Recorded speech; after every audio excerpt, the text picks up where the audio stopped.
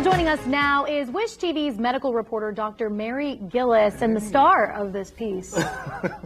None other than yours truly. But it's really been cool. Not by choice. Right.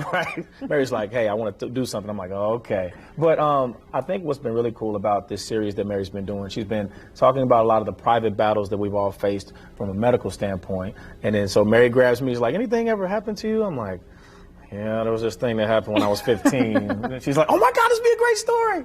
But what I love is that we're kind of raising awareness for these types of things, Mary. Like, it's been cool. Randall, I just want to thank you so much for opening up to me about your story. And I just think it was just it's just a different side to you that I saw. And like you had mentioned, we all have our private health battles. So as part of our inside story here at Wish TV, I wanted to do sort of a crossover event between our Lifestyle Live talent and our newscast. So one of our Lifestyle Live hosts, right? We have our featuring Randall, so I wanted to share it with you guys. So part 3 of my inside story featured our very own Randall Newsome. He's opening up to me about a health scare that almost cost him his life.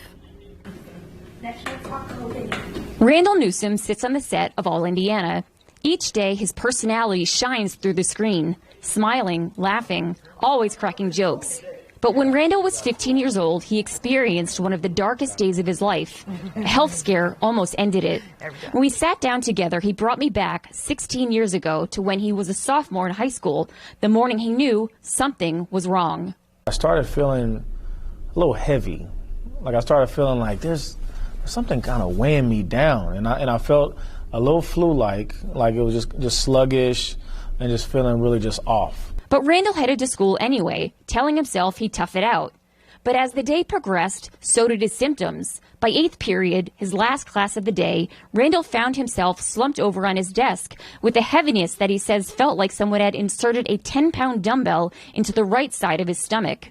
Instead of heading to baseball practice like he normally would, Randall called his dad, Marcus. When we get home, I just tell him, you know, I'm just going to go upstairs and lay down for a little bit, go to my room, just lay down for a little bit. And he was like, yeah, it's probably a good idea. Maybe we can figure out what's going on. But let's just try to get you some rest, and then let's see where we're at. But he was in too much pain to rest. His dad called the doctor and described Randall's symptoms. The doctor immediately told Randall to do a jump test. A successful jump test looks like this, but Randall's looked like this. His feet didn't leave the ground. He had to go to the emergency room immediately. Once they did a little bit more testing on me when I got there, they were just like, oh, okay, you probably have appendicitis, but we do need to operate. The appendix is a finger-shaped pouch on the right side of a person's abdomen.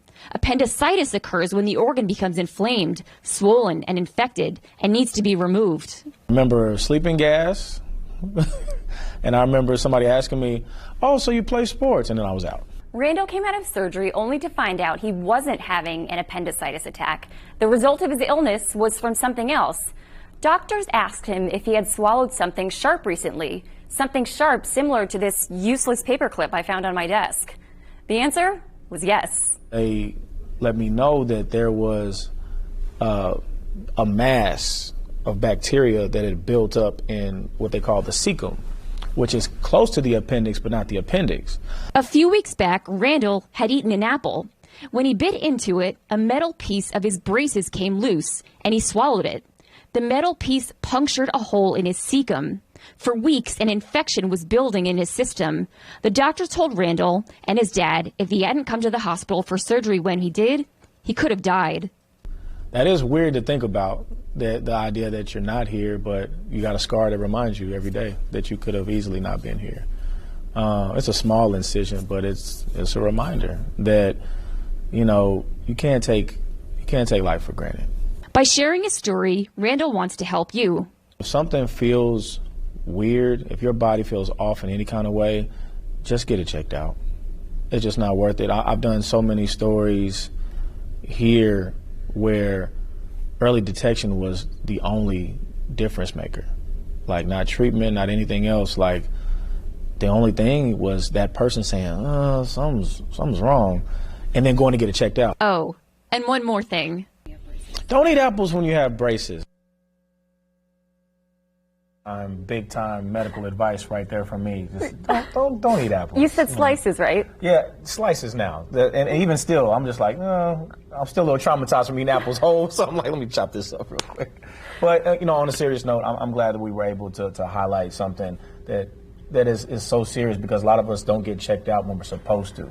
Randall, that was a great message, exactly. When you feel something is wrong or you're just sort of questioning something, just go. Just go. Just go. Knowledge is power, right? Yep, that's right. That's right. Appreciate you, Mary. Yeah, and we have a podcast. Oh, that's right. So you podcast. you guys have to check out the podcast. Yeah. So we have the entire interview with Randall and some sort of special surprises about how he spent his 16th birthday. Yes. She just pulls the stuff out of me, Kayla. She just she has a way of just yanking it up out of me.